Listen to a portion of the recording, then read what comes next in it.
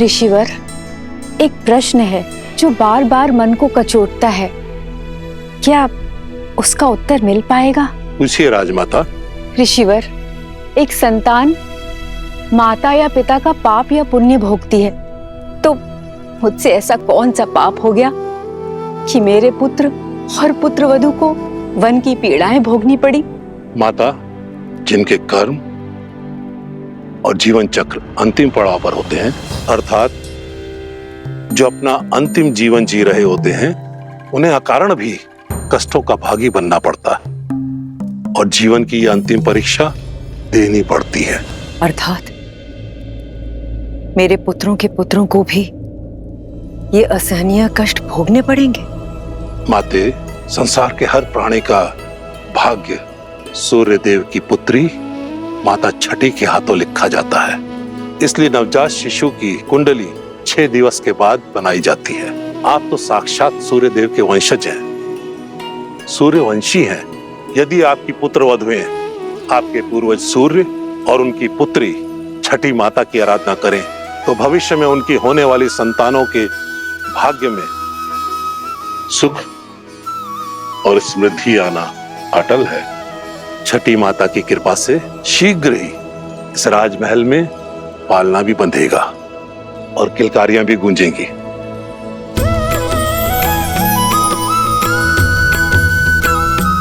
महर्षिवर, हम सभी बहनें छठी माता की पूजा अवश्य करेंगे। ऋषिवर, इस मन में मैं संदेह लेके आई थी, उस मन में आस भरने के लिए बहुत बहुत धन्यवाद।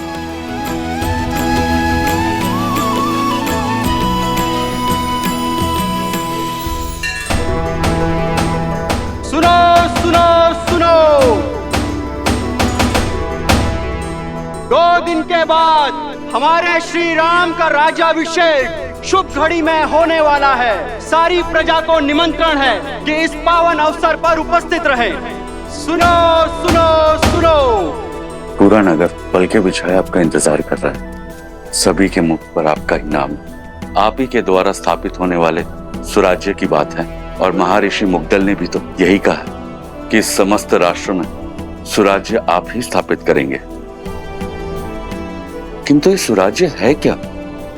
माना कि वानर हूं, लेकिन किष्किंधा का राजा भी तो हूं। कल उठ के ये सारा भार अंगद को ही तो संभालना है मेरे बाद। जानना चाहता कि सुराज्य है क्या? अर्थ बताइए प्रभु। हाँ प्रभु, अर्थ बताइए। जय श्री राम, जय श्री राम।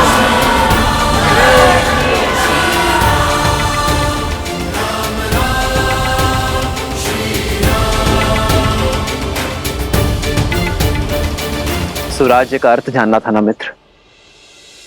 सुख, समृद्धि, रक्षण और न्याय, ये सुराज्य के लिए आवश्यक है। सुराज्य का अर्थ आपके सामने है मित्र।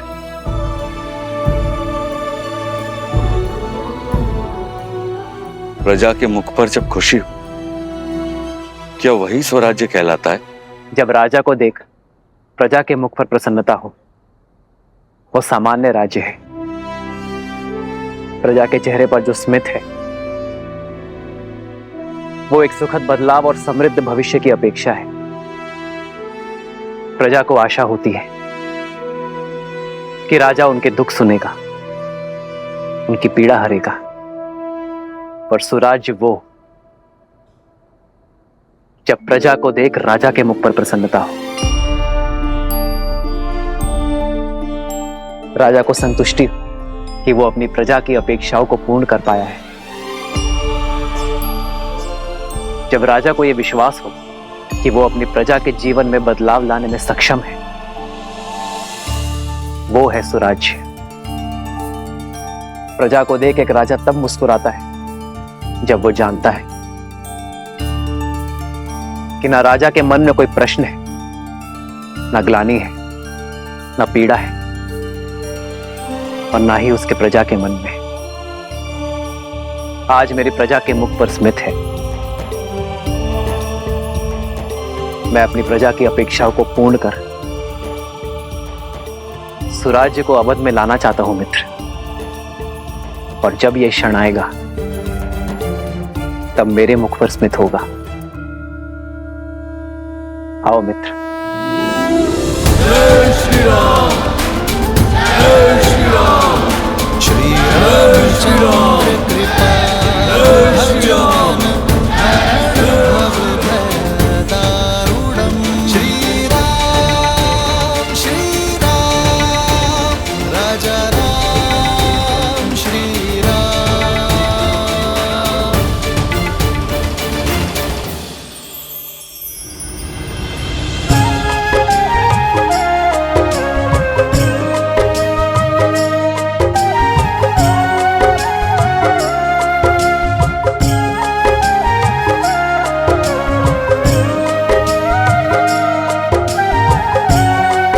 सीता दीदी, हमारे पग को कष्ट ना हो इसलिए ये सारा प्रयास हनुमान जी हमारे लिए कर रहे हैं,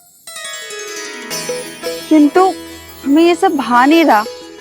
हनुमान केवल हमारे लिए नहीं कर रहा है श्रुत कीर्ति, हमारे पीछे हमारी प्रजा की स्त्रियां भी हैं। उन्हें कष्ट ना हो ये उसका उद्देश्य है।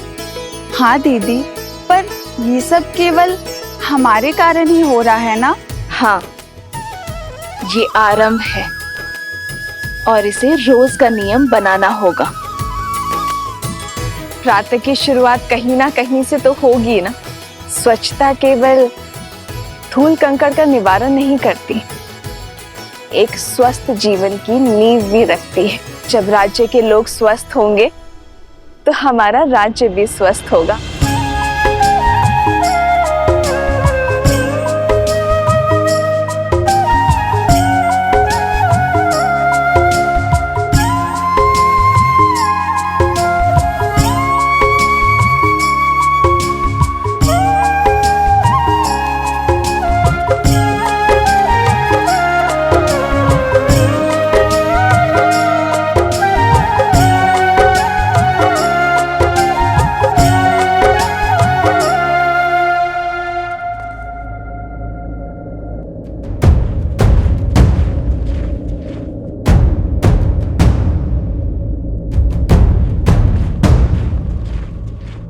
जिस दिन का स्वप्न मैं वर्षों से देख रहा था, वो दिन भव्य और गरिमापूर्ण होगा। इसमें कोई बाधा नहीं आएगी।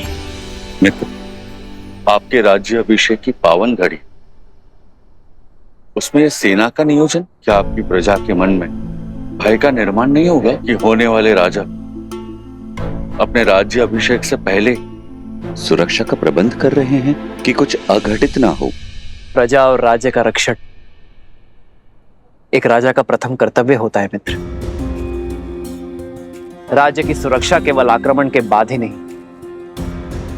उसके पूर्व से करनी होती है। राज्य की सेना एक अन्यायी शासक के राज्य में प्रजा के मन में भय उत्पन्न करती है, तो वही राज्य की सेना एक न्यायपूर्वक शासक के राज्य में प्रजा को धैर्य, आत्मविश्वास और सुख की निद्रा देती है। सुराज्य के लिए राज्य और प्रजा की रक्षा हेतु सतर्क रहना अति आवश्यक है मित्र। जब प्रजा के मन में रक्षण का भय ना हो तो प्रत्येक व्यक्ति अपने कार्य का निर्वहन अधिक कार्यक्षमता के साथ करेगा। इससे राज्य सुख और समृद्धि के मार्ग पर चलेगा मित्र।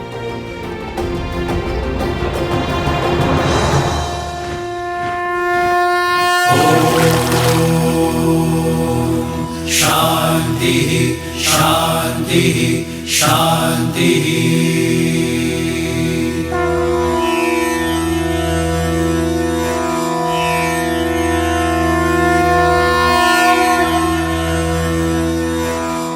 हे सूर्यदेव, रघुवंश की कुल वधु की आराधना और आभार स्वीकार करें।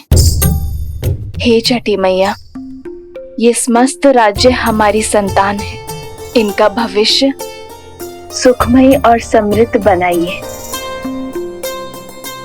अपने तेज से हम सबके जीवन में सुख और समृद्धि का प्रकाश फैलाइए। कृपा इतनी मैया, बढ़े यश रघुवीर का, बढ़े यश रघुवीर का। फले फूले नगरी अयोध्या, पावन पड़े पीर का, पावन पड़े पीर।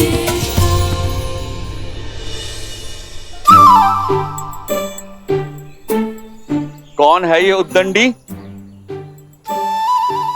कहां छुपे हो? बाहर निकलो।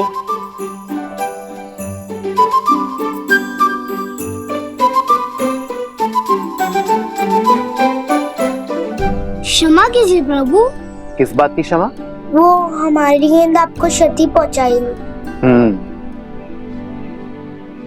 इसका दंड तो अवश्य मिलेगा, किंतु दंड से पहले एक बात जानना आवश्यक है कि किसी भी क्रीड़ा में ये विशेष ध्यान रखा जाए कि किसी को हानि ना हो, किसी को क्षति ना पहुंचे। जी प्रभु, हम दंड के लिए तैयार हैं। पहले वचन दो कि इस बात का ध्यान रखोगे। हम वचन देते हैं, अवश्य ध्यान रखेंगे। तो अब दंड के लिए सज्ज हो जाओ। अपना हाथ आगे करो।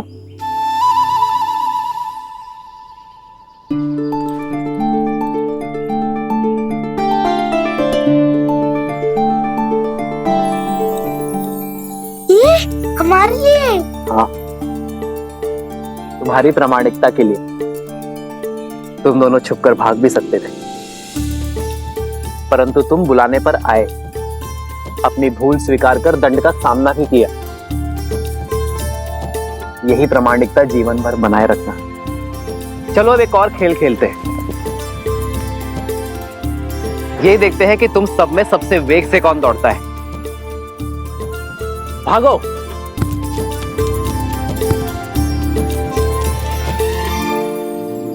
मित्र, राजा का धर्म तो सेवा है।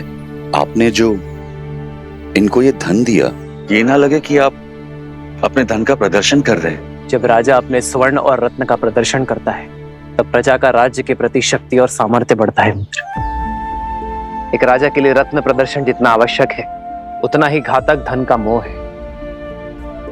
जब राजा अपनी संपत्ति को लेकर निर्मोही होगा, तभी वो राज्य को सुराज्य की ओर ले जा पाएगा।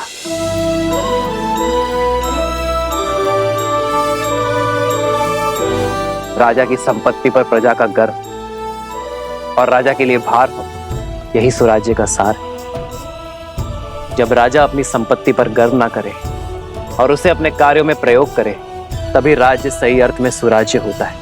अति सुंदर। आपके विचारों ने हमारे विवेक को झंझोड़ दिया है। आपके ही मार्गदर्शन से अब से किष्किंधा में भी सुराज्य होगा, राम राज्य का परचम लहराएगा। जय श्री राम।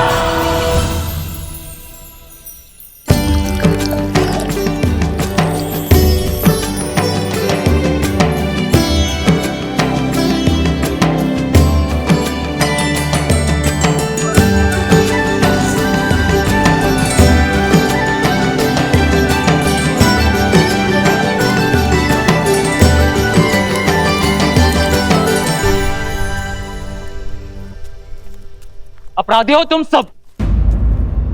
कैसा अपराध? क्या अपराध किया है हमने? अद्भुत। पहले चोरी, ऊपर से सीना चोरी। पहले हमारे जीविका के साधन की चोरी की इन ब्राह्मणों ने, और अब तुम वैध हो। तुम मेरी पत्नी के उपचार और चिकित्सा के लिए मुझसे धन मांग रहे हो, उसके प्राण बचाने के बजाय। मैं ब्राह्मण हूँ, चोरी जैसा शब्द मैं सोच भी नहीं सकता। और ये लकड़ियां यज्ञ के लिए है। ये मेरी जीविका और मेरा धर्म है। हाँ, और औषधियां मेरी जीविका है। यदि मैं अपनी औषधियां बिना मोल के दे दूं, तो मेरा परिवार कैसे चलेगा? मित्र, ये तीनों ही अपनी जगह सही। अब इसका क्या उपाय है? सुराज्य का चौथा स्तंभ, न्याय। आओ मित्र। प्रभु, प्रणाम प्रभु। क्या हुआ? ये कोलाहल क्यों है अयोध्या में? कोई बात नहीं रघुनंदन, हम तो बस ऐसे। प्रजा का राजा से समस्या छुपाना राजा की हार और राज्य के पतन का सूचक है। निसंकोच कहिए। प्रभु, पूरे दिन सूर्य के ताप में जलकर गिरी हुई लकड़ियां एकत्रित की थी, परंतु बीच में हमारी कुल्हाड़ी टूट गई। हमने लकड़ियां सूखने के लिए छोड़ दी थी, सोचा इन्हें बेचकर पुनः अपना कार्य प्रारंभ करेंगे, किंतु इन ब्राह्मणों ने हमारी लकड़ियों का उपयोग यज्ञ में कर लिया। प्रभु प्रभु, शास्त्रों के अनुसार स्वयं गिरी हुई लकड़ियों का उपयोग केवल यज्ञ में ही किया जाता है। अब आप ही बताइए, शास्त्र नीति का पालन करके हमने क्या अपराध किया है, पाप किया है? यहाँ किष्किंधा के राजा मेरे मित्र वानर राज सुग्रीव उपस्थित है। क्यों ना वो इस समस्या का हल बताए।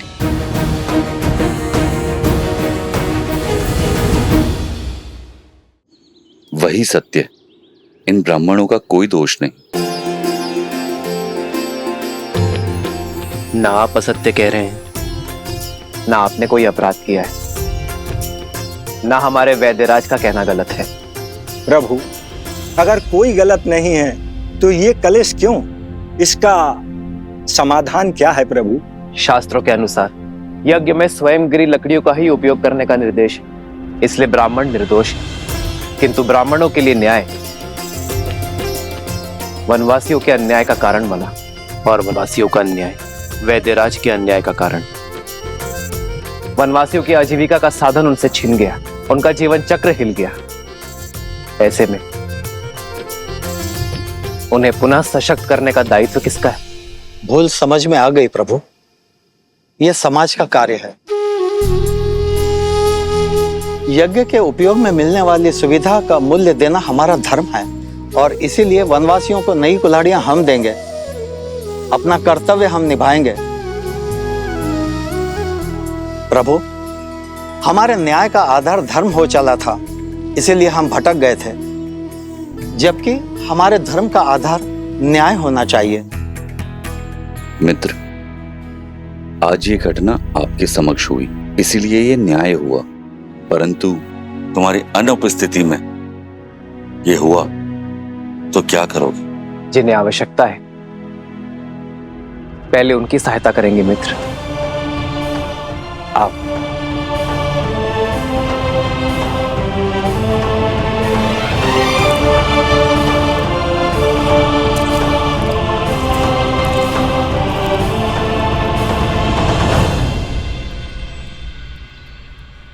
प्रभु। प्रणाम वैद्य जी, क्या मैं आपकी कुछ सहायता कर सकता हूँ? श्री राम श्री राम श्री राम श्री राम श्री रामचंद्र कृपालु भजु मन हरण भव भय दारुणं नव कंज लोचन कंज मुख कर कंज पद कंजारुणम्।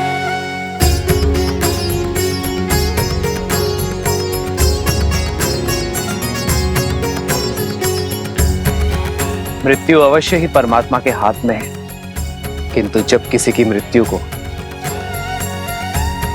अंतिम क्षण तक टालने के लिए पूरा परिवार, अपितु पूरा समाज जुट जाए, तब बनता है सच्चा और आदर्श राज्य। जब किसी के दुख के क्षण में ना कोई ऊंच नीच, ना कोई जात पात का विचार आए, वो कहलाता है स्वराज्य। जब राजा अपनी प्रजा के लिए उससे अधिक कर जाए, जिसमें वो सक्षम है, तब बनता है स्वराज्य।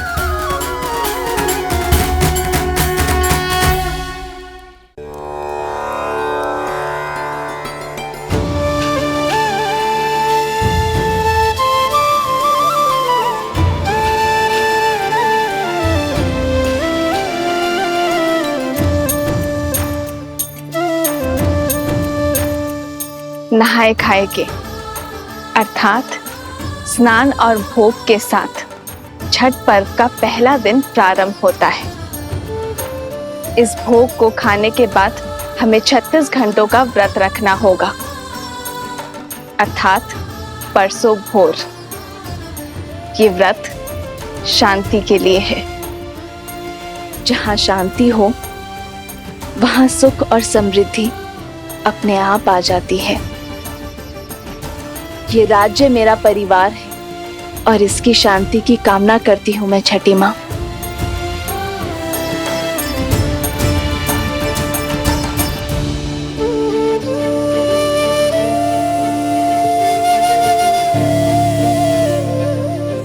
वहां प्रभु श्री राम और यहाँ माता सीता संसार को जीवन जीने का पाठ सिखा रहे हैं।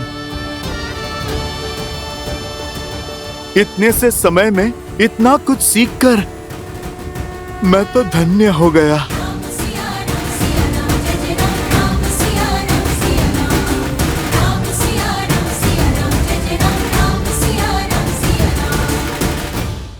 सुराज्य के लिए राज्य कार्यभार का सही होना आवश्यक है और राज्य कार्यभार समाज व्यवस्था पर चलता है। जीव, अन्न, पानी और आरोग्य ये किसी भी व्यवस्था के मूलाधार है। यदि रोजगार नहीं होगा तो जीविका नहीं होगी। ना कोई अन्न खरीद पाएगा और ना ही कोई रोगी अपना उपचार करवा पाएगा। हमें रोजगार के निर्माण का ये चक्र शुरू करना होगा मित्र। वही राजा को अन्न और जल, इन मूलभूत आवश्यकताओं का संचय और निर्माण करना होगा। एक राजा को आपातकालीन के लिए अन्न का संचय करना होगा, किसानों के लिए जल संचय की सामग्री का निर्माण करना होगा। और रही बात आरोग्य की, तो अपने राज्य में स्वच्छता की नींव रखना, अपनी प्रजा को निरोगी बनाना और आरोग्य केंद्र का निर्माण करना हमारा धर्म। यही कर्म करने की बात करता है मित्र। जहां न्याय धर्म का आधार हो वो सामान्य राज्य है, किंतु जहां धर्म का आधार न्याय हो वो सुराज्य है। मित्र, आप धन्य हैं।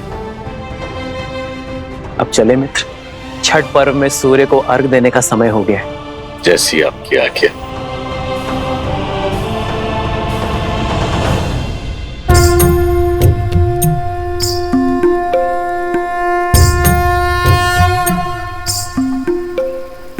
करना कृपा इतनी मैया, बढ़े यश रघुवीर का, बढ़े यश रघुवीर का।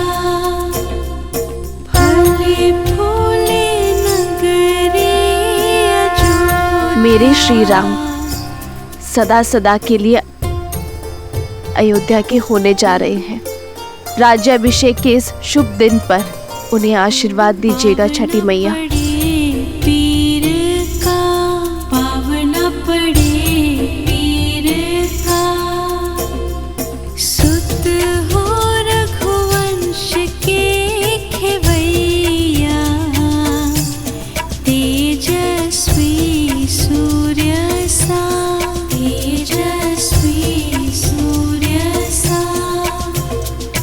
करना दया इतनी मैया, यश बढ़े रघुवीर का, यश बढ़े रघुवीर का।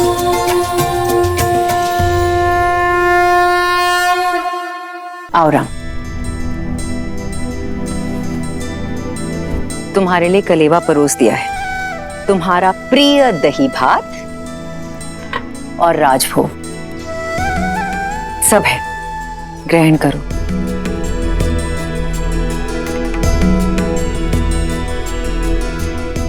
माँ, सीता का है? भोर की पूजा समाप्त नहीं हुई? रघुकुल की चारों पुत्र वधु भोर से ही तट पे हैं। महर्षि मुद्गल के कहे अनुसार छठी मैया की पूजा कर रही हैं।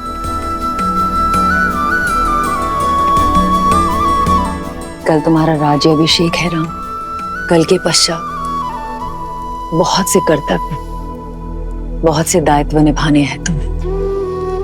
ऐसे में तुम्हारी अर्धांगिनी, तुम्हारी सीता, तुम्हारी शक्ति में भक्ति का बल डालने का प्रयास कर रही है। तुम्हारी लंबी आयु और अयोध्या के सम्मान के लिए प्रार्थना कर रही है। रघुकुल के दीप की सुरक्षा की प्रार्थना कर रही है। तब तो समय लगेगा माँ। कुछ खाया उन चारों ने? कहाँ? 12 प्रहर का उपवास है उनका, जो तुम्हारे राज्य अभिषेक से पहले ही समाप्त होगा। परिवार में पुरुष चाहे सफलता के जिस भी शिखर पर पहुंच जाए, उसका आधार, उसकी धरा एक स्त्री ही होती है। और मां, घर की उन्नति में पति पत्नी दोनों ही भागी होते हैं ना, तो व्रत केवल स्त्री ही क्यों रखे? मैं भी सीता के लिए व्रत रखूंगा। राम सिया राम सिया राम सिया राम, राम सिया राम सिया राम। और मेरा ये व्रत सीता के प्रति मेरे प्रेम और सम्मान का प्रतीक होगा। हाँ, मेरा राम जितना प्यारा पुत्र है, उतना ही उत्तरदायी पति भी है।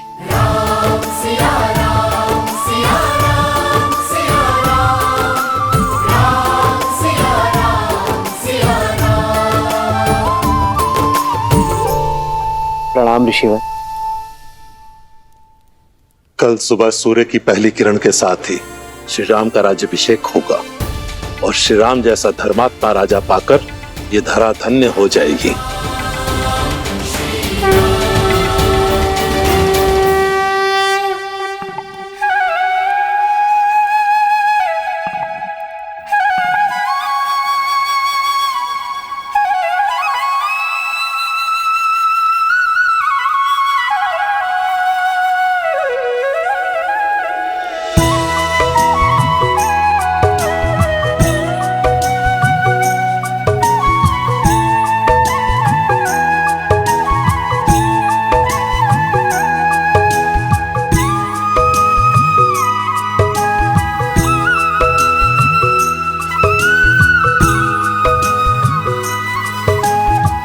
हमारे कारण इन्हें भी प्रातः उठकर आना पड़ा।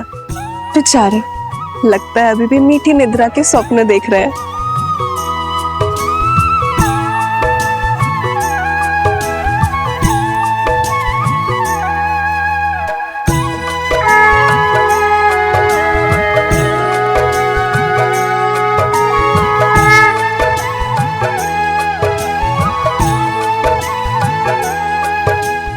तो छठी माँ की पूजा हम अपने बच्चों के लिए रखते हैं, ताकि उनका जीवन सरल हो और कोई परेशानी ना हो।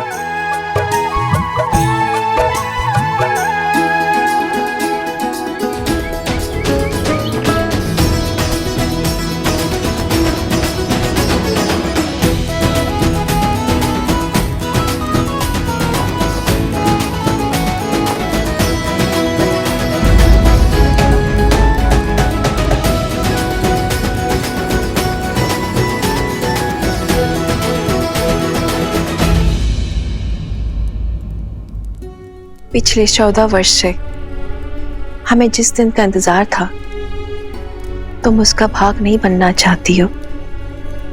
हमारा राम राजा बनने वाला है। चलो कैकेयी, ये समय बीती बातों का शोक मनाने का नहीं, आने वाली घड़ी के सुख में रंगने का है। आपको मुझ पर क्रोध नहीं आता? इस समय भी आप मुझे अपना दोषी नहीं मानती? कैकेयी दीदी, वनवास में जाने से पूर्व स्वयं राम ने तुम्हें क्षमा कर दिया था, और हमने भी आपको क्षमा कर दिया था। मुझे राम के प्रति तुम्हारे प्रेम में ना पहले कोई संदेह था, ना है। मुझे ज्ञात होता कि समस्त भूमि के राजाओं से मेरा राम राजधर्म सीखेगा, ज्ञान प्राप्त करेगा, तो वनवास का ये वचन पहले मैं मांग लेती। लतीफे, आपके भीतर ममता ही नहीं, बुद्धि माता का सागर बहता है। धन्यवाद दीदी। तो दीदी, तनिक आप भी इस ज्ञान की गंगा में गोता लगा लीजिए। भूल का भार छोड़िए और पुत्र के राज अभिषेक में चलिए। सियावर रामचंद्र की, सियावर रामचंद्र की, सियावर रामचंद्र की, सियावर रामचंद्र की।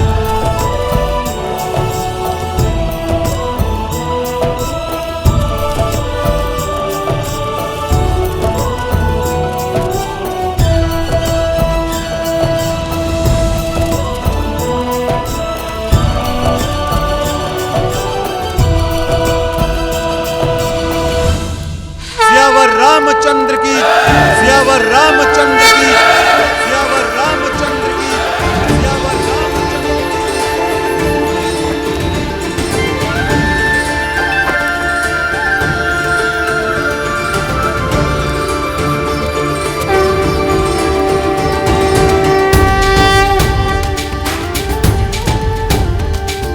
श्री रामचंद्र कृपालु भजु मन हरण भव भय दारुणम्। श्री रामचंद्र कृपालु भजु मन हरण भव भय दारुणम्।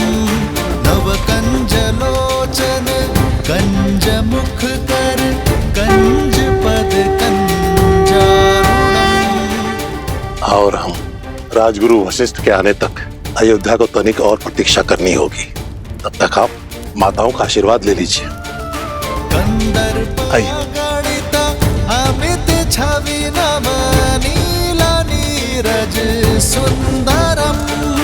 पटपीत मानहु तड़ित रुचि सुचि नौमि जनक सुतावरम। श्री राम श्री राम राम राम श्री राम श्री राम श्री राम राजा राम श्री राम।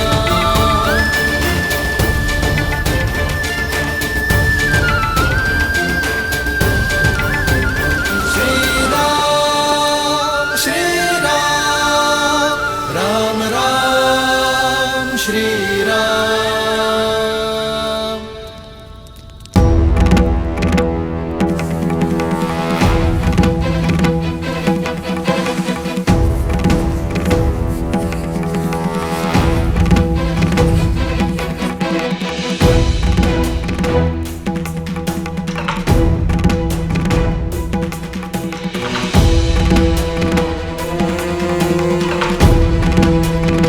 महर्षि पराशर, नक्षत्रों से उलझने के लिए अभी बहुत समय है। राज्याभिषेक में आपकी प्रतीक्षा हो रही है ऋषिवर।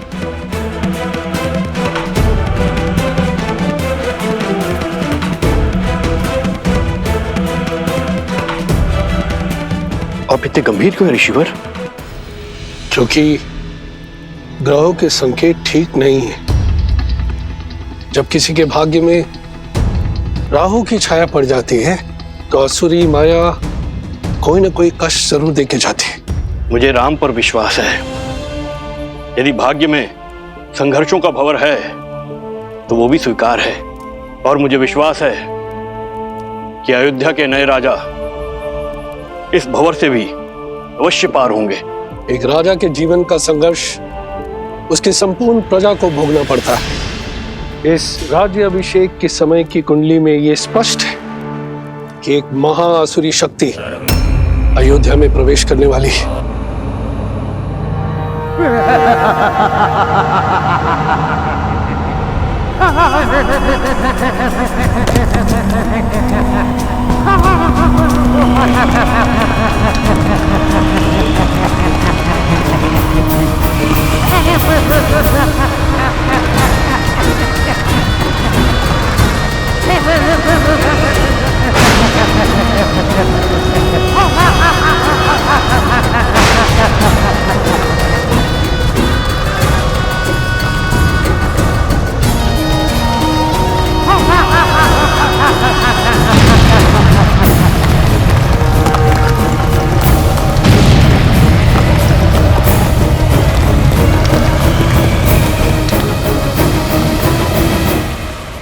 देवता सदा अयोध्या के आगे ढाल बनकर खड़े होते आए हैं ऋषिवर। यदि कोई आसुरी शक्ति राम राज्य में प्रवेश करने की चेष्टा भी करेगी तो उसका सामना धर्म की शक्ति से होगा। आप आइए और राम को आशीर्वाद दीजिए।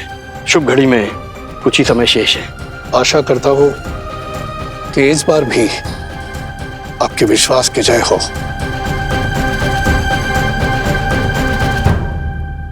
आइए चलिए।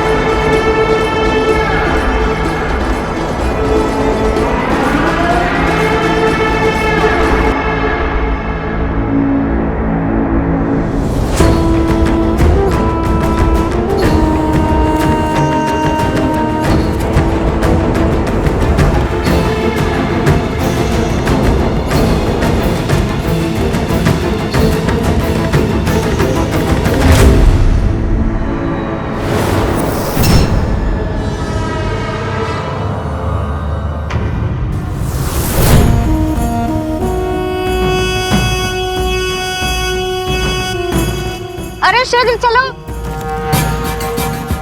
आज अभिषेक का समय हो गया है।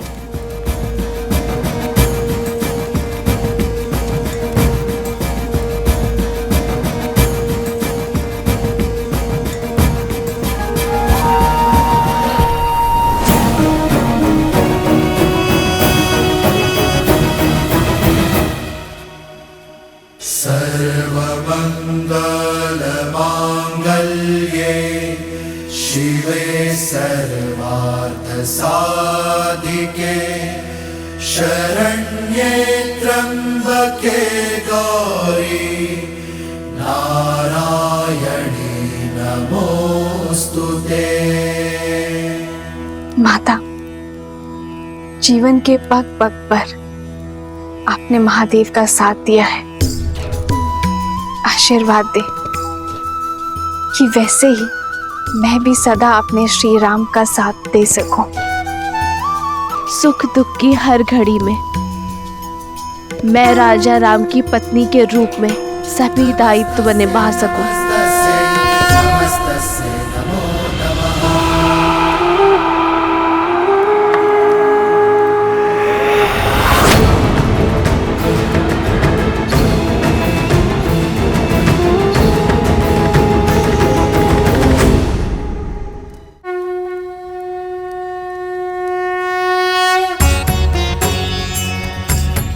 राज्याभिषेक न केवल एक रीति है बल्कि होने वाले राजा के पवित्र उत्तरदायित्वों के लिए पवित्र प्रारंभ है। रीति अनुसार मंगल बेला में सर्वप्रथम श्री रामचंद्र जी की देह को तेल विविध औषधियों के मर्दन से शुद्ध किया जाएगा। पृथ्वी, जल, अग्नि, वायु, इन चार तत्वों के साथ आकाश तत्व के जुड़ने से इस तन का निर्माण होता है और इसमें सबसे अधिक रोग उत्पन्न होते हैं वायु तत्व के कारण।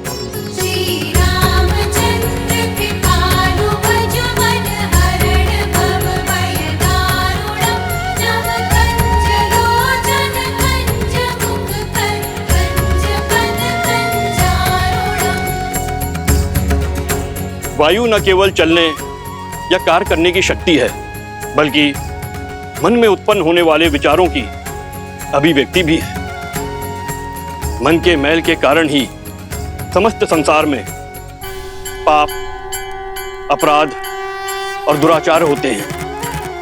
अतः मंत्रों से मन को बांधकर एवं तेल के मर्दन से वायु तत्व को शांत किया जाता है। पश्चात यह मन स्वच्छ हो जाता है और जिस राजा का मन स्वच्छ हो वह धैर्य और सहनशीलता का पर्याय होता है।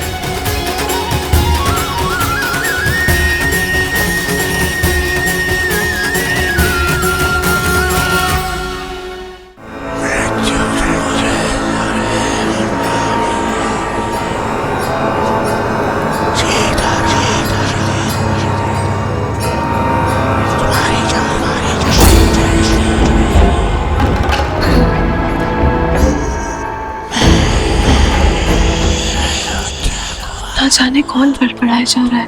कानों में विचित्र स्वर आ रहा है, ना ही कुछ समझ में आ रहा और ना ही कोई दिखाई दे रहा है। जाने कौन है जो पूजा भी नहीं करने दे रहा है।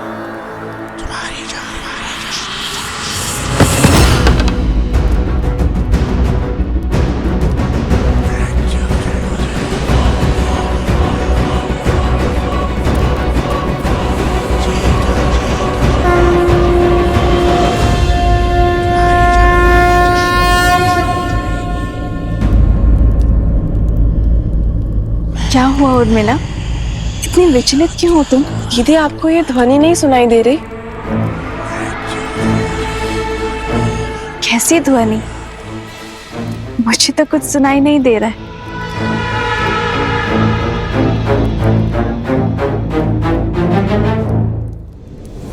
क्या ऐसे मेरी शक्ति, मेरी उपस्थिति का आभास तक नहीं है? क्या कोई हो सकता है इस संसार में जो सहस्त्रमुख रावण की शक्तियों से प्रभावित ही न हो?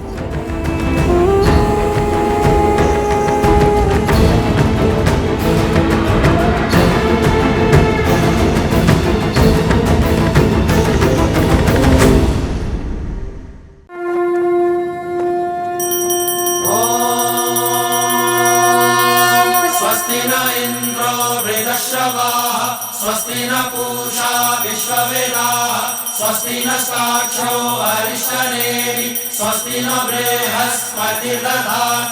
ओम शांति शांति शांति। तेल के मर्दन से वायु तत्व शांत हो जाता है, तन के साथ साथ मन भी स्वच्छ हो जाएगा, ताकि राजा सदा उचित मार्ग को चुने और धर्म का पालन कर सके।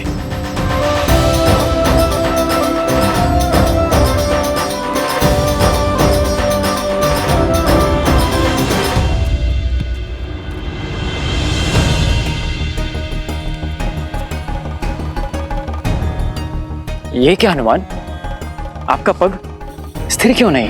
भैया आप मुझसे पूछ रहे हैं, कारण तो आप ही हैं। मैंने क्या किया?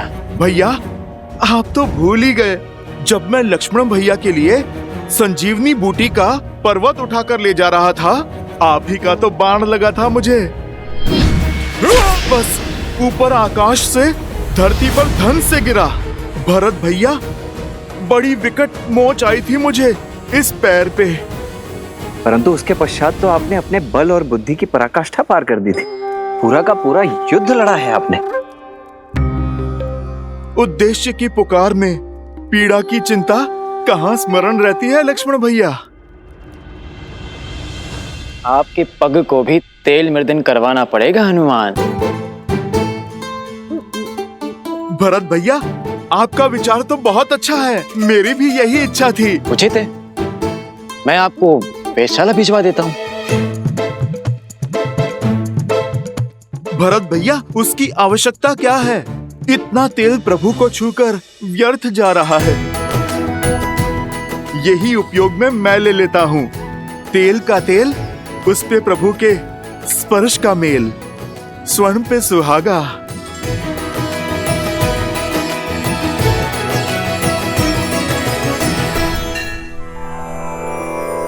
श्री गुरु चरण सरोज रज निज मनु मुकुरु सुधारी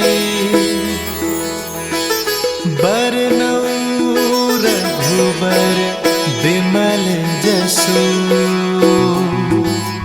जो दायक फल चारि। यही तेल प्रभु श्री राम को स्पर्श करके आया है, मेरे तन और मन को स्थिरता दे सकता है। समझ रहे हैं भरत भैया? सब समझ में आ रहा है लक्ष्मण। इनके पग की पीड़ा, इनके तन की अस्थिरता, सब बहाने हैं हनुमान के। सत्य तो ये है कि भैया के तन को स्पर्श करके आया हुआ तेल भी हनुमान के लिए प्रसाद है, पावन है। सच में हनुमान की भक्ति अनुपम है, पर ये तो कम है। अभी तो और अभिषेक होंगे। भैया को माटी भी लगाई जाएगी। क्या हनुमान वो भी अपने तन में मल लेंगे? कहीं यह विचित्र दृश्य ना प्रस्तुत हो जाए। उचित कह रहे हो शत्रुघ्न। भ्राताओ, बहुत बड़ी भूल हो गई हमसे। सीता भाभी माँ के साथ ही रखना चाहिए था हनुमान को। अब और न जाने क्या क्या खेल दिखाएंगे ये। भरत भैया, जो पहले ना हो सका वो अब भी तो हो सकता है। अर्थात? हनुमान जी, एक कार्य तो शेष रह गया। हमें शीघ्र भाभी माँ को यहाँ बुलवाना होगा। वो क्या है कि भैया के शीश पर जब अयोध्या का राजमुकुट सजेगा तो उन पर प्रथम पुष्प वृष्टि करने का अधिकार तो भाभी माँ को ही है ना। तो समस्या क्या है लक्ष्मण भैया? प्रभु के कार्य में कोई भी विघ्न नहीं आएगा। राम लखन सीता सहित हृदय बसहु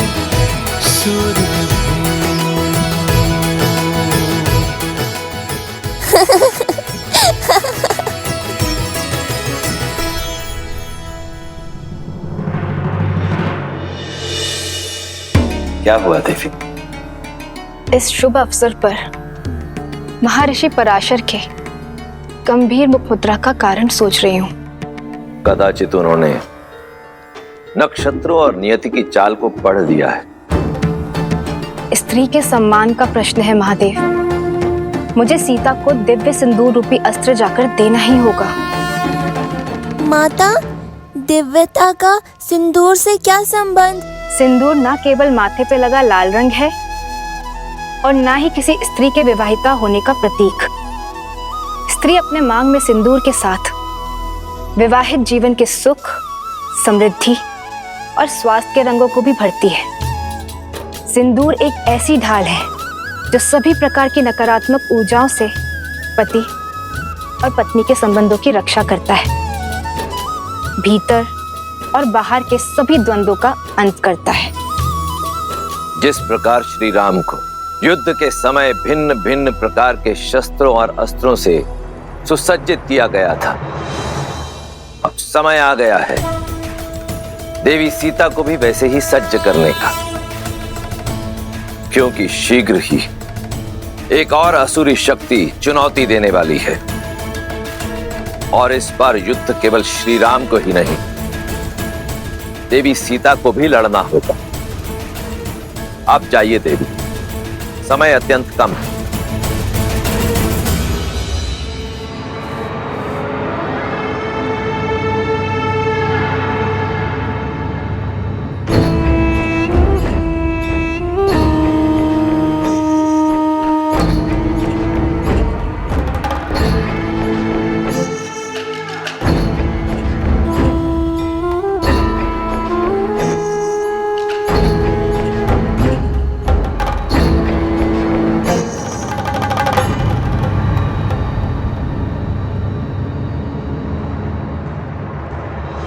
अद्भुत, अप्रतिम है ये सुंदरी। इन पर मोहित होकर क्या पाप कर लिया मेरे भाई रावण ने। प्रणाम ऋषिवर। सुखी रहो।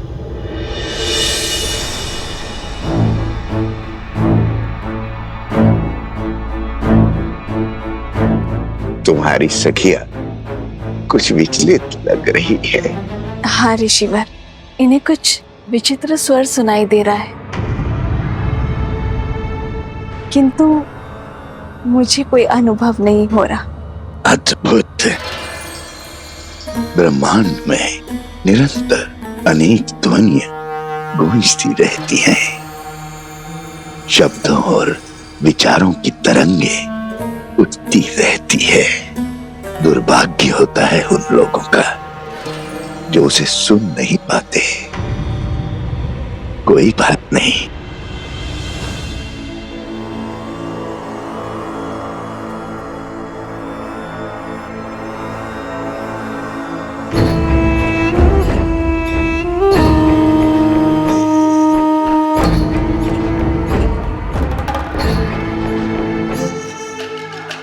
मेरे हाथों से प्रसाद खा लो, सब सुनाई देगा।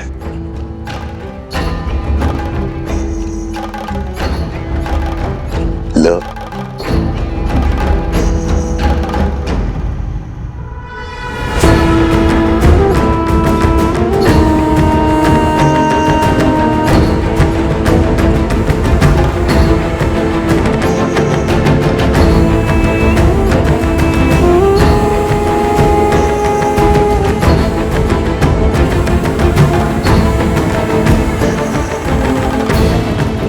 प्रसाद लेकर उसे ग्रहण न करना उसका अपमान होता है देवी। ग्रहण करो।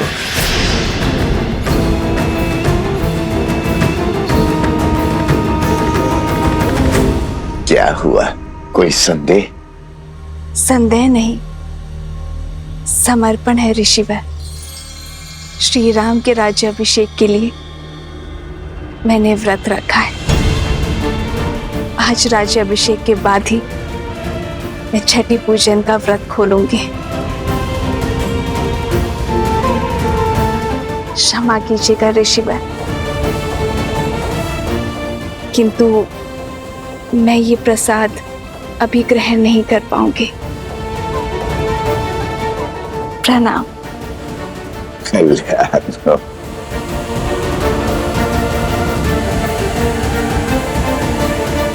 कल्याण हो।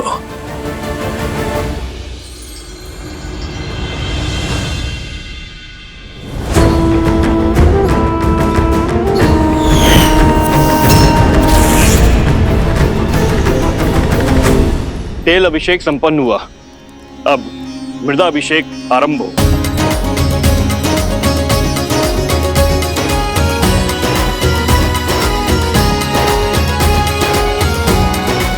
पर्वत पर देवताओं का वास होता है, इसीलिए पर्वत शिखर की माटी को राजा के मस्तिष्क पर लगाने से राजा की बुद्धि भी देवताओं की भांति तीव्र और दयालु होती है।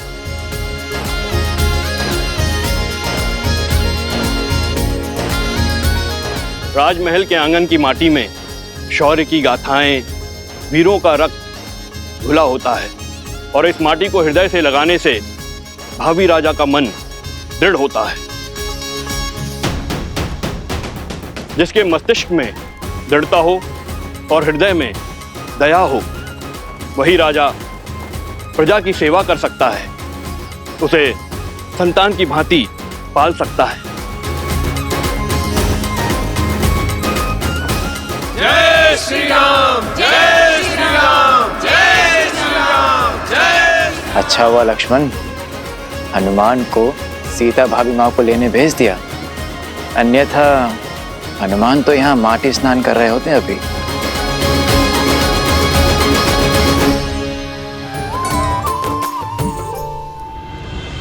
पंचगव्य अर्थात गौ माता से प्राप्त 5 उत्पाद, दुग्ध, दही, घी, गौमूत्र और गौमेह, इन पांचों के स्नान से संपूर्ण देह शुद्ध हो जाती है और पृथ्वी तत्व भी शांत हो जाता है, क्योंकि गौ माता ही पृथ्वी का अन्य रूप है।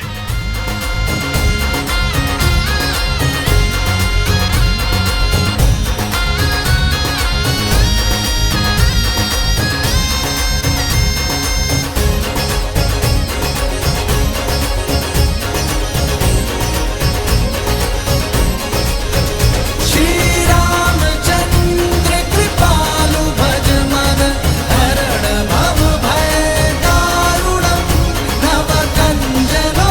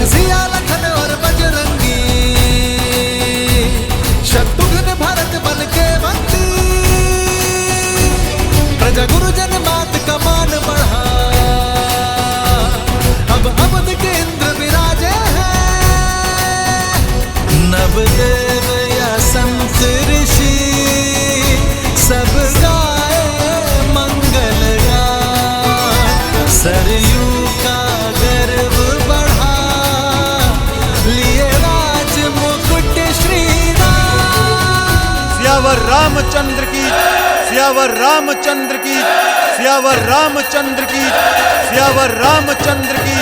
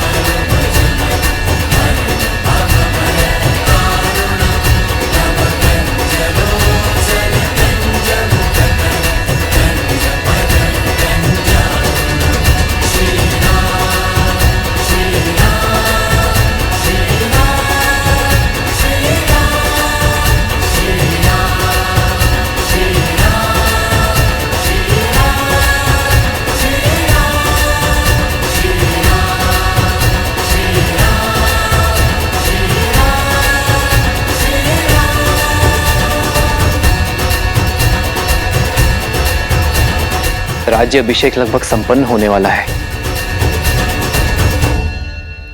पर मेरा हनुमान नहीं दिखाई दे रहा।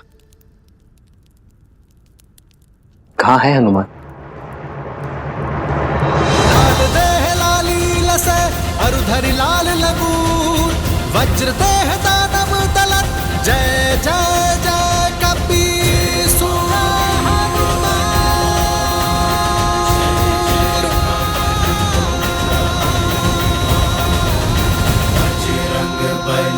हनुमान, जय जय महाबली हनुमान।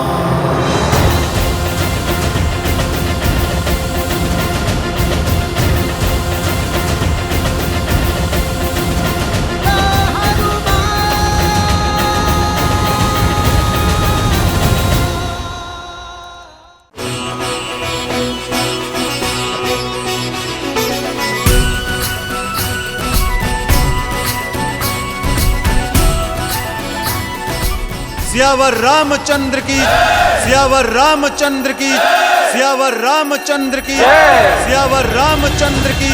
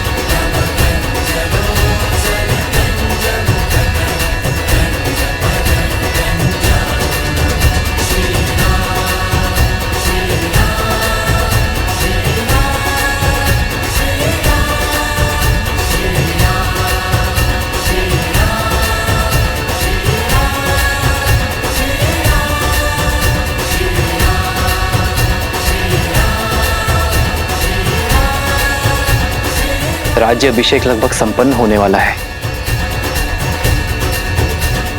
पर मेरा हनुमान नहीं दिखाई दे रहा। कहाँ है हनुमान?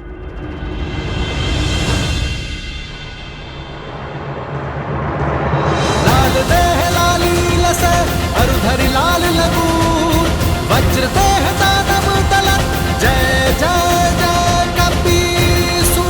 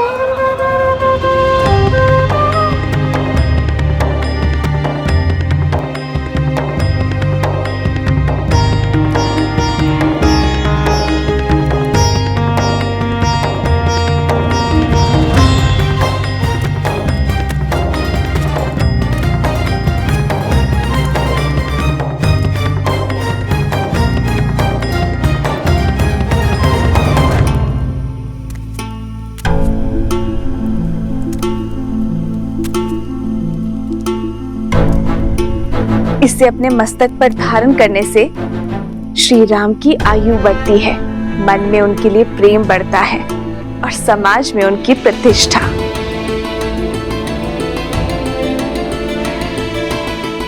माता, आप चिंता ना कीजिए। ना मुझे किसी के ठाठ से अंतर पड़ता है और ना ही उपहास से।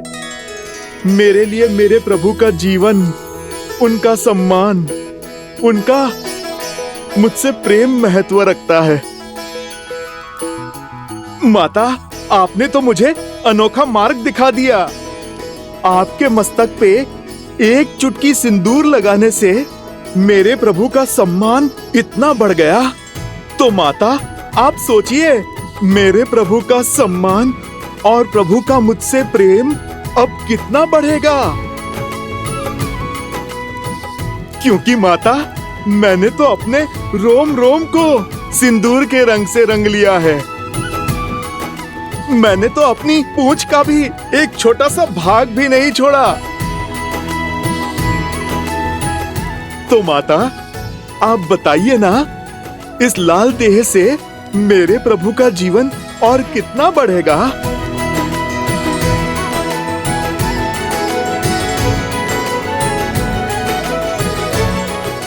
तुम्हारा प्रेम, तुम्हारी श्रद्धा, समर्पण अनंत है, अमर है हनुमान।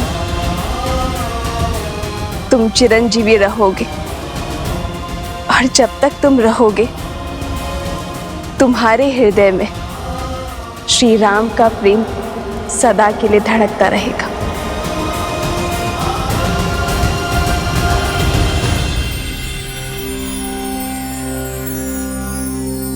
श्री गुरु चरण सरोज रज, निज मनु मुकुरु सुधारी। बरनउँ रघुबर बिमल जसु, जो दायकु फल चारी।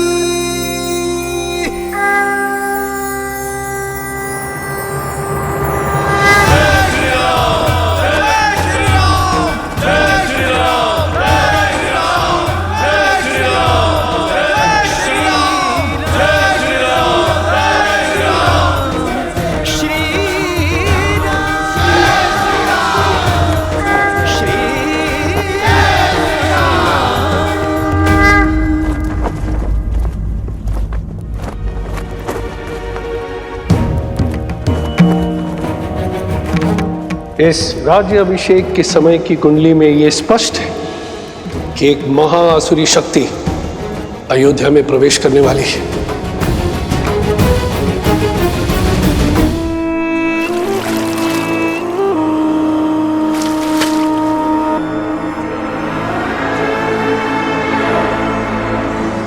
राम, न तुम जीते हो और ना ही ये युद्ध समाप्त हुआ है।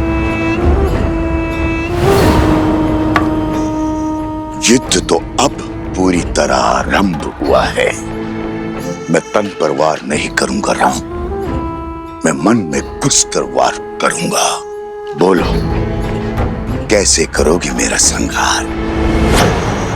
रावण की नाभि का अमृत सूख गया, किंतु प्रजा के मन के विचारों का मैल कभी नहीं सूखता। उसका सामना कैसे करोगे? कैसे करोगे अयोध्या की प्रजा का सामना राम?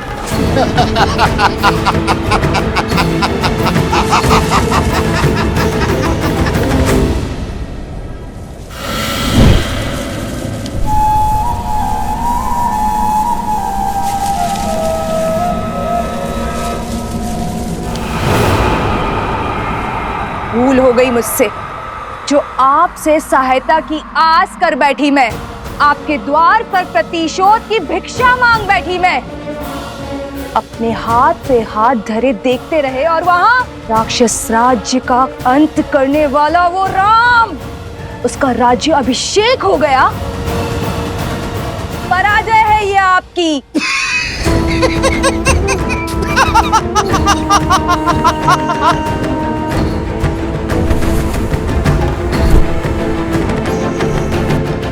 मैं जितना अधिक पराजित होता हूं, मेरा विजय पर उतना ही विश्वास दृढ़ होता जाता है। जानती हो असुर सदा पराजित क्यों होते रहते हैं? क्योंकि उन्हें अपनी शक्ति का तो बोध है, किंतु शत्रु की दुर्बलता का बोध नहीं है। राम का राज्याभिषेक उसकी दुर्बलता होगी।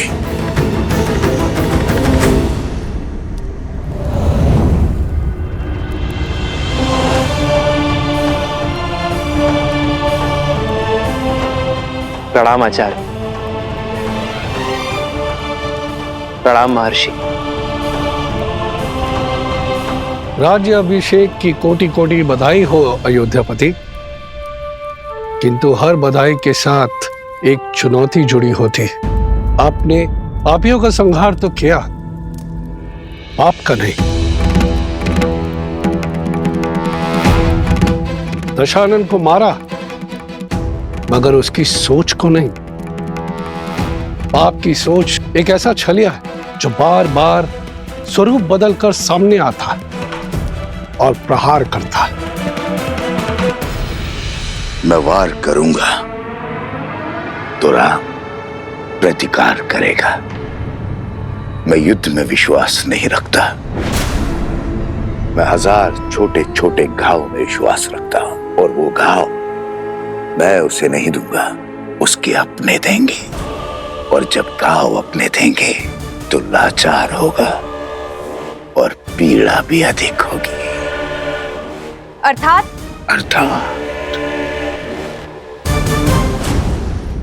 जब शत्रु वार करता है तो व्यक्ति दिल मिलाकर उसका प्रतिकार करता है, किंतु जब संतान वार करती है तो व्यक्ति घुट-घुट कर मरता है। अयोध्या की प्रजा को संतान मानता है ना राम। अब यही प्रजा उस पर वार करेगी। जिसने रावण से लंका का युद्ध जीत लिया, वो अयोध्या की प्रजा से युद्ध नहीं कर पाएगा। अब उस पर उसकी प्रजा से प्रहार करवाऊंगा। अयोध्या के भीतर एक युद्ध होगा जिसे अयोध्या हार जाएगी। अयोध्या की प्रजा के मन में इतना विष घोल दूंगा जिसे राम तो क्या, महादेव भी नहीं काट पाएंगे। रावण महान शिव भक्त था, ज्ञान का सागर था, किंतु वो राक्षस सुमाली की राक्षसी वृत्तियों से जन्मा था। राक्षस सुमाली के अन्य पुत्र भी हैं श्री राम, जिनमें न रावण सा तप है और न ही ज्ञान है, तो केवल कुटिलता। क्षमा करें महर्षि, अयोध्या के उत्तर की ओर भरत भैया है, पूर्व की ओर लक्ष्मण भैया और पश्चिम की ओर मैं, और दक्षिण की ओर हनुमान जी हैं। हम 4 बलशाली अयोध्या के द्वारपाल हैं।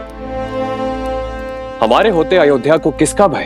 पांव पर पादुका पहनने से बाहर के कष्ट से बचा तो जा सकता है कुमार शत्रुघ्न, किंतु फोड़ा यदि देह के भीतर से निकले तो क्या करोगे? जब अग्नि घर के भीतर ही लगी हो तो द्वार बंद करने से कोई लाभ नहीं होगा।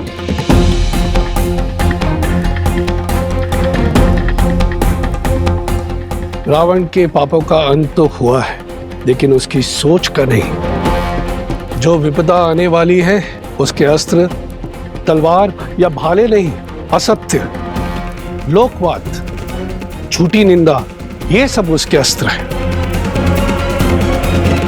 शब्द उसका ब्रह्मास्त्र है। संसार का नियम है, अगर कोई भी असत्य बार बार कहा जाए, किसी की झूठी निंदा बार बार हो, तो वो सत्य लगने लगता है। और ये मनुष्य के स्वभाव की प्रवृत्ति है कि सत्य सामने होते हुए भी वो असत्य की ओर आकर्षित हो जाता है। हर मनुष्य के भीतर छिपी बैठी है असंतोष की अग्नि, इस अस्त्र को विस्फोटक बना देती। जब तक उन्हें मेरी योजना का आभास होगा, तब तक मैं उनका स्वर्ग रूपी संसार भस्म कर चुका हूंगा। मुझे आपकी रणनीति पर बिल्कुल भी विश्वास नहीं है। रावण भैया की शक्ति और साहस का 100वां अंश भी नहीं।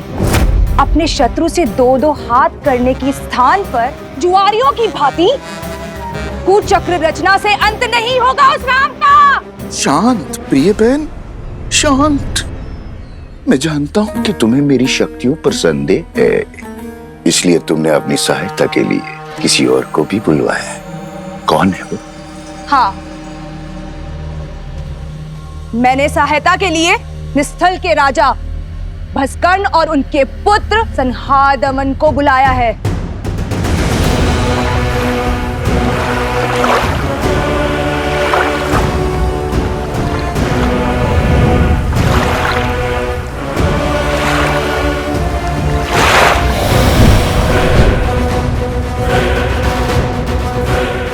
ये महाअसुर भस्कर्ण के सैनिक हैं। आप मेरे साथ? तुम्हारे महाराज को वरदान है कि जब तक वो जल में, वायु में या पृथ्वी पर खड़े होंगे, उनका वध करना असंभव है। हाँ।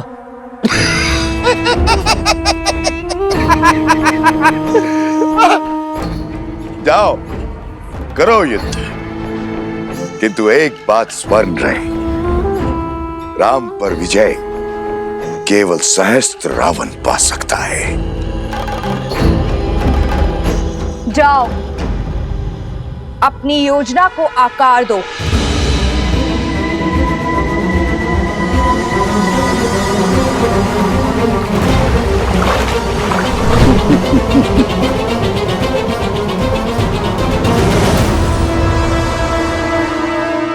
शूर्पणखा, सच है क्या और भ्रम क्या है, ये प्रश्न सदा से अमर खड़ा है।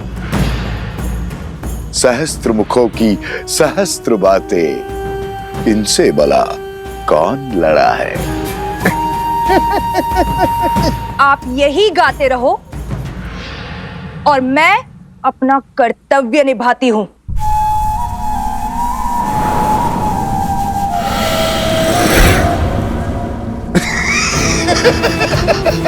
राम राज्य पर अनिष्ट की छाया तक नहीं आएगी महर्षि। ऐसी परिस्थिति आएगी ही नहीं कि कभी असंतोष अपने पैर पसारे। असंतोष ईर्ष्या से जन्म लेता है राजकुमार, परिस्थिति से नहीं। संदेह नहीं है कि श्री राम राज्य को संतुष्ट रखने का प्रयास करेंगे, किंतु राष्ट्र के कोने कोने में सबको सुख और लाभ पहुंचाने में समय लगेगा, और झूठी निंदा, असत्य और संदेह के बीच फैलाने में नहीं।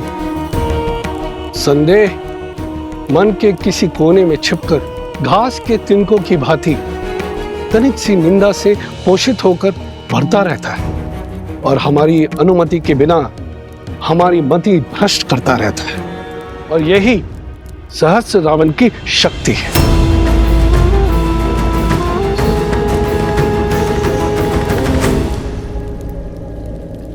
मैं राजनीति नहीं, भविष्य जानना चाहता हूं महर्षि। क्या छुपा है भविष्य के गर्भ में?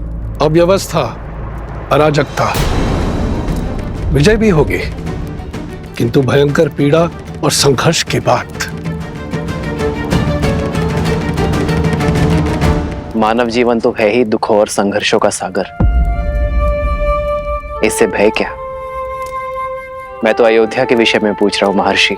मैं भी अयोध्या के विषय में ही बता रहा हूं राजन।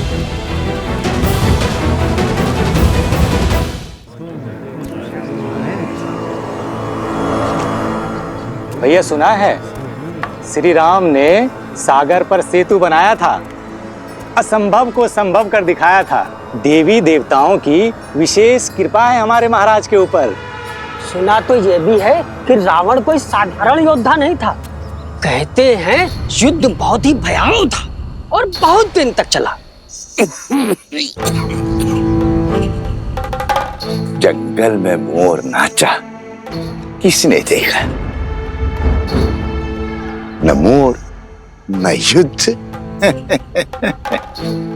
अच्छा, तुम कहना चाहते हो श्री राम ने रावण को नहीं मारा? न सेतु बांधा न युद्ध हुआ। नहीं नहीं भैया, मैंने ऐसा कब कहा? अरे हुआ होगा युद्ध, पर ऐसा नहीं जैसा सब बता रहे हैं।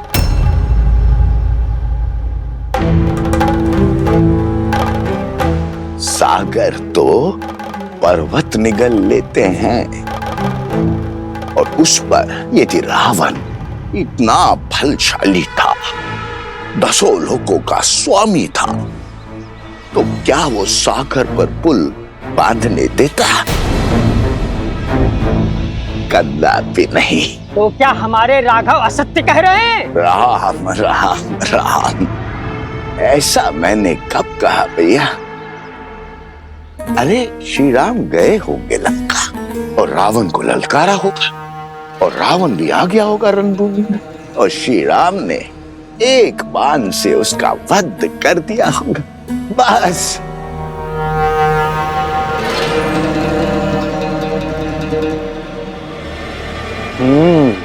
हो सकता है ये सब कथा वानरों ने बनाई हो।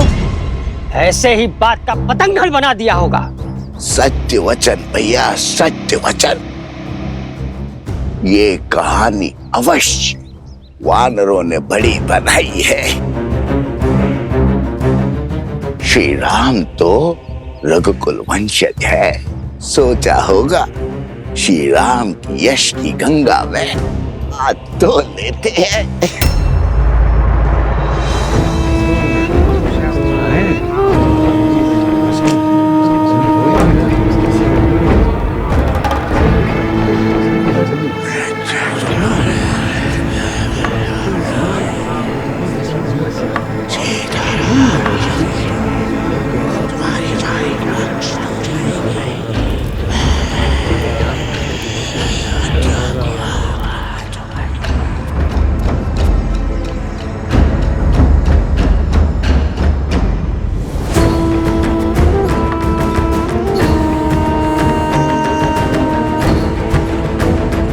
उपहास निंदा में बदलेगा और निंदा संदेह में। इस प्रकार सबके मन में संदेह रूपी सहस्त्र रावण बस जाएगा, और संदेह से फैलेगा असंतोष। अब राम को मारने के लिए किसी शस्त्र की आवश्यकता नहीं।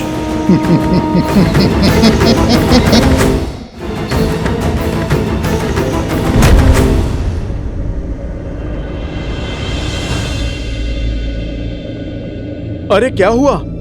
तुम सब इतने विचलित क्यों हो? राज्य में विचित्र सी बातें फैल रही हैं कि हम युद्ध की अनुचित कथाएं बता रहे हैं, असत्य कह रहे हैं। आप ही बताइए, हम प्रभु श्री राम के शौर्य का झूठा वृत्तांत क्यों सुनाएंगे? क्या आपकी वीरता कोई गाथा है? अर्थात पाप ने अपने पग पसारना आरंभ कर दिया है।